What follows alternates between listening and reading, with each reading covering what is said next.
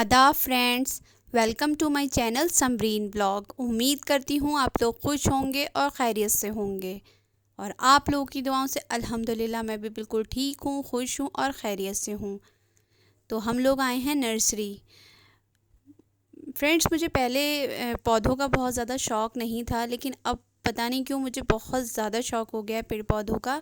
तो मैं लेने आई थी अपने लिए इंडोर प्लांट। मैंने पहले भी इंडोर प्लांट रखे थे, लेकिन इब्राहिम और मुस्तफ़ा से वो टूट गए। तो अब मैं वो लेने आई थी। जैसे कि आपने देखा होगा, मेरे किचन में भी एक प्लांट रहता है और मैं जहाँ सोती हूँ उसके बराबर में भी मैं एक प्लांट ज़रूर रखती हूँ। तो हम यहाँ पर उसी को लेने आए हैं।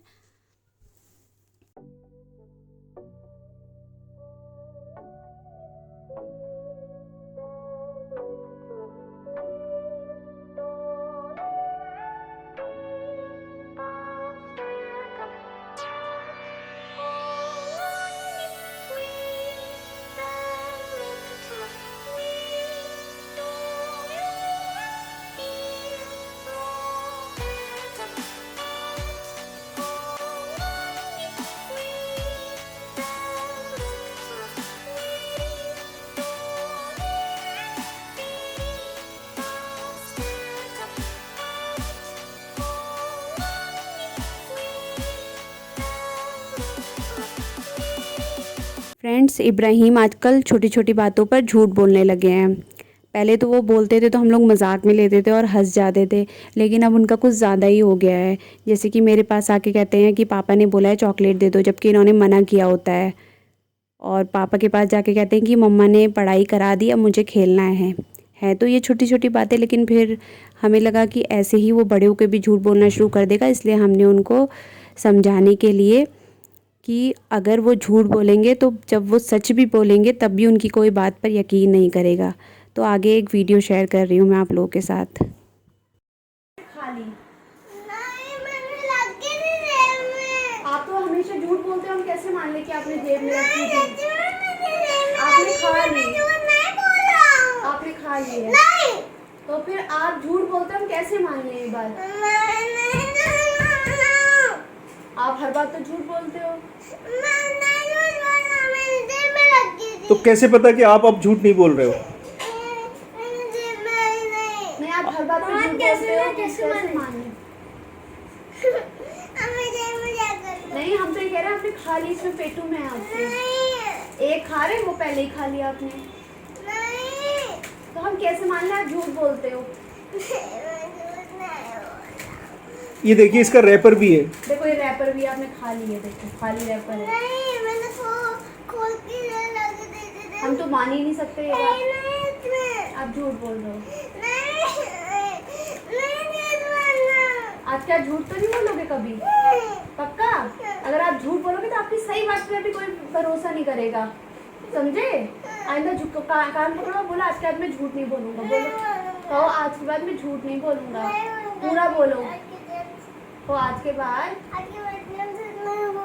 प्रॉमिस। अगर झूठ बोलते हैं ना फिर कोई भरोसा नहीं करता है।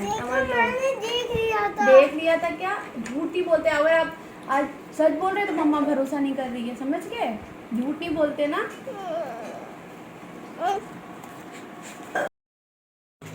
अरे इंडिया के तो भी सबसे ऊपर है। ये इंडिया देहरादून में है। ये जिसमें ऑरेंज वाइट ग्रीन कलर होते हैं, वो फ्लैग इंडिया में होता है। मुस्तफ़ा को आजकल क्रिकेट खेलने का बहुत ज़्यादा शौक़ हो गया है, तो उनको पूरी किट चाहिए थी। बैट बॉल चाहिए था, पैड, हेलमेट, ग्लव्स। तो हम यहाँ पे मुस्तफ़ा को वो सब दिलाने आए हैं। तो यहाँ मुस्तफ़ा तैयार हो गए अपने सारा सामान पहनकर क्रिकेट खेलने के लिए। मुस्तफ़ा क्रिकेट खेले और इब्राहिम पीछे रह जाए, ऐसा कैसे हो सकता है?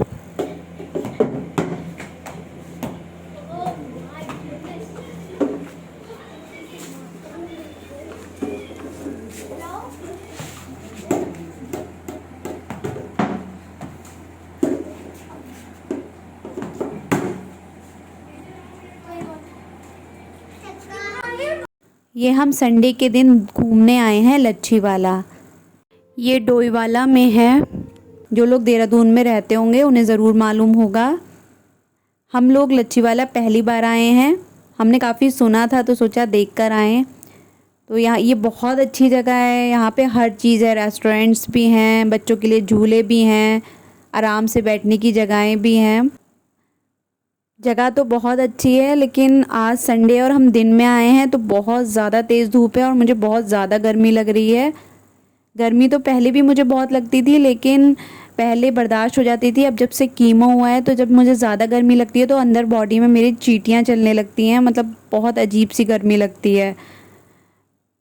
इसलिए मुझे लगता है यहाँ पे या तो 5 बजे के बाद आया जाए, और अक्टूबर नवंबर का मौसम बहुत अच्छा होता है, और सर्दियों में अगर धूप निकले तो यहाँ आ सकते हैं, बहुत अच्छा लगेगा।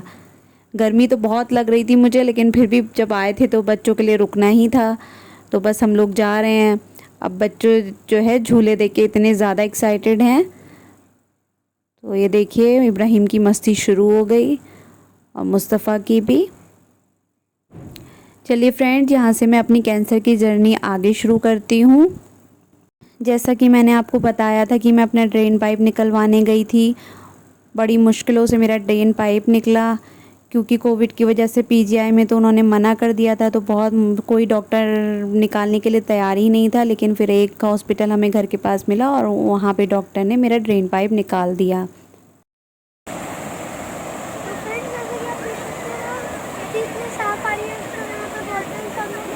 आप कभी भी ऐसा मत कीजिएगा, क्योंकि ये देखिए कितना साफ पानी आ रहा है इधर। और अगर हम इसको गंदा करेंगे तो हमको ये ब्यूटी देखने को नहीं मिलेगी। तो डस्टबिन में डालिएगा, यहाँ पर कहीं नदियों में मत डालिएगा। ये भी आ रही है।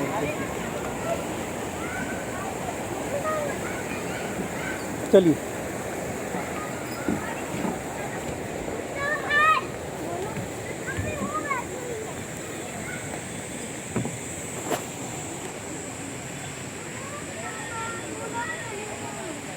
बस चल रहे हैं बेटा, ज़रा सा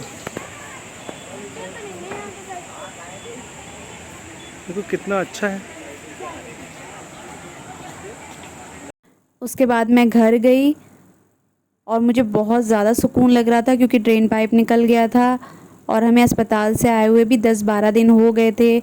अल्हम्दुलिल्लाह हम मतलब कोविड का कोई सिम्टम नहीं था। तो शाम में मैं बच्चों से मिलने गई और बच्चे मेरे साथ आ गए। मुझे बहुत ही अच्छा लग रहा था बच्चों से मिलके। आप लोग समझ सकते हैं इतने दिन बाद बच्चों से मिलके कितना अच्छा लग रहा होगा, और बच्चे भी मुझे देख के बहुत खुश हो गए। उसके बाद 4-5 दिन बाद हमें स्टिचेस कटवाने के लिए हॉस्पिटल जाना था, लेकिन पीजीआई में फिर उन्होंने मना कर दिया। डॉक्टर ने बोला पीजीआई हॉस्पिटल आना आपके लिए सेफ़ नहीं है, क्योंकि ये कोविड हॉस्पिटल बन गया है। तो अच्छा आपके लिए यही है कि आप आसपास में किसी हॉस्पिटल से अपने स्टिचेस कटवा लीजिए। तो हमारा जिस हॉस्पिटल में ड्रेन पाइप निकला था उन्हीं के डॉक्टर से हमने बात की और वो मान गए कि मेरे स्टिचेस वो काट देंगे। बस हम लोग उस हॉस्पिटल गए और उन्होंने मेरे स्टिचेस काट दिए। जिस दिन मेरे स्टिचेस कटे थे उस दिन मेरे हाथ में बहुत ज़्यादा पेन था और मुझे बहुत ज़्यादा डर लग रहा था, कि मुझे ऐसा लग रहा था कि अब कभी भी मेरा ज़ख्म खुल सकता है, लेकिन ऐसा नहीं होता है। और मुझे साइकोलॉजिकल हो रहा था, धीरे धीरे वो ठीक हो गया। फ्रेंड्स, जैसे कि मैंने आपको बताया था मुझे स्टेज 3 कैंसर था, और मैं जिस डॉक्टर के पास जाती थी वो मुझसे यही पूछते थे कि आपकी पीठ में दर्द तो नहीं होता है। और मुझे कैंसर का पता चलने से पहले ही करीब 15-20 दिन पहले से पीठ में दर्द शुरू हो गया था। तो मुझे ऐसा लगता था कि मेरा कैंसर पूरी बॉडी में फैल गया है। अच्छा, मेरा पेट सिटी नहीं हुआ था, क्योंकि पीजीआई में हमें पेट सिटी की डेट मिली थी 10 मई की। तो ये भी नहीं पता था कि कैंसर कहाँ फैला है या उसी लोकलाइज ही है। उसके बाद फिर हाँ, जैसे कि पता है आप लोगों को रोज़े चल रहे थे, तो हमारे यहाँ रोज़े में 5 रातें होती हैं जो बहुत ही स्पेशल होती हैं, शब-ए कद्र कहते हैं। तो उसमें ये कहते हैं कि उसमें से एक रात ऐसी होती है जो शब-ए कद्र होती है, उसमें अल्लाह ताला 7वें आसमान से पहले आसमान पे आ जाता है और कहता है मेरे बंदों मुझसे मांगो, मैं तुम्हारी दुआएं कबूल करूँगा। अल्हम्दुलिल्लाह मैं हमेशा ही रोज़ों में वो रातें पढ़ती हूँ, लेकिन क्योंकि इस बार मैं बीमार थी, लेकिन फिर भी मैंने अल्हम्दुलिल्लाह पूरी रात जाग के पढ़ा। और भी लोग मेरे लिए दुआ कर रहे थे, क्योंकि पेट सीटी नहीं हुआ था तो मुझे बहुत ज़्यादा डर लग रहा था। और पेट सीटी भी एक बहुत बड़ा टेस्ट है कैंसर का, उसमें 4.5 घंटे का टेस्ट होता है। तो फिर वो डेट आई, 10 मई में मेरा पेट सीटी होना था। तो उसमें भी कुछ टेस्ट होते हैं उससे पहले, तो मेरे ब्लड टेस्ट हुए, उसमें सारे ब्लड टेस्ट होते हैं, शुगर और kidney functioning test, liver functioning test, CBC, तो वो सारे टेस्ट हुए। और डॉक्टर ने हमें बोला था कि जिस दिन आपका पेट सीटी होगा उस दिन आपको रात में 11 बजे के बाद कुछ नहीं खाना है, ये खाली पेट होगा। तो हमने कुछ भी नहीं खाया था। और इस बीच मैंने आपको जो बताया था मेरी जेनिक स्टडी होनी है, उसके लिए भी टेस्ट के लिए जो है लैब वाले आए थे, क्योंकि वो टेस्ट हर लैब में नहीं होता, मुंबई में एक स्पेशल लैब में होता है, तो वहाँ पे मेरा टेस्ट गया था। अच्छा, 12 मई में ईद थी और 10 मई में मेरी पेट सीटी की डेट थी, तो बस वो दिन भी आ गया। तो ये टेस्ट बहुत बड़ा टेस्ट है, काफ़ी टाइम लगता है इसमें, 4.5-5 घंटे के लिए एडमिट हो जाते हैं। तो ये टेस्ट कैसे हुआ, ये सब मैं आपको अपने अगले व्लॉग में बताऊंगी। फ्रेंड्स, क्योंकि हम लोग यहाँ पहली बार आए थे तो हमें नहीं पता था कि यहाँ नहाने का भी है, तो हम लोग बच्चों के कपड़े वगैरह नहीं लेकर आए थे, लेकिन बच्चों ने ज़िद की तो हमें उन्हें भेजना पड़ा। मुस्तफ़ा तो अंडरवियर पहन के आए थे, तो उन्होंने तो नहा लिया। इब्राहिम से कहा कि आप पैंट उतार के नहा लीजिए, तो वो बहुत शर्मा रहे थे, तो उन्होंने पैंट पहन कर नहाया। क्योंकि मैं अभी घर नहीं जाना चाहती थी, मुझे और घूमना था, तो 4:30 बज गए थे। मेरे हस्बैंड ने कहा अब तो घर वापस जाना पड़ेगा, क्योंकि इब्राहिम की पैंट गीली हो गई है।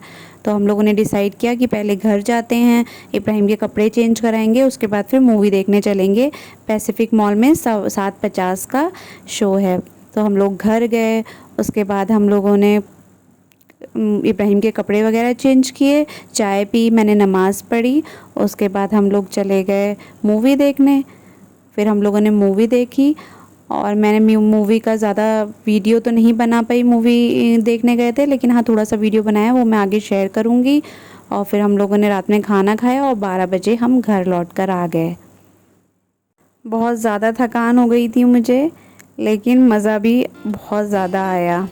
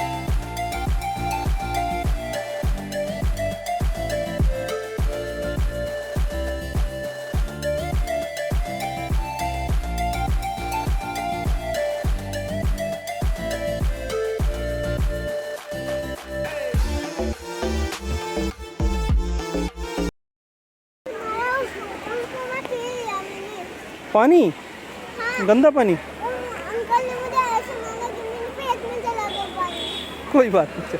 अच्छा इधर आइए, किनारे किनारे, चलिए चलिए चलिए।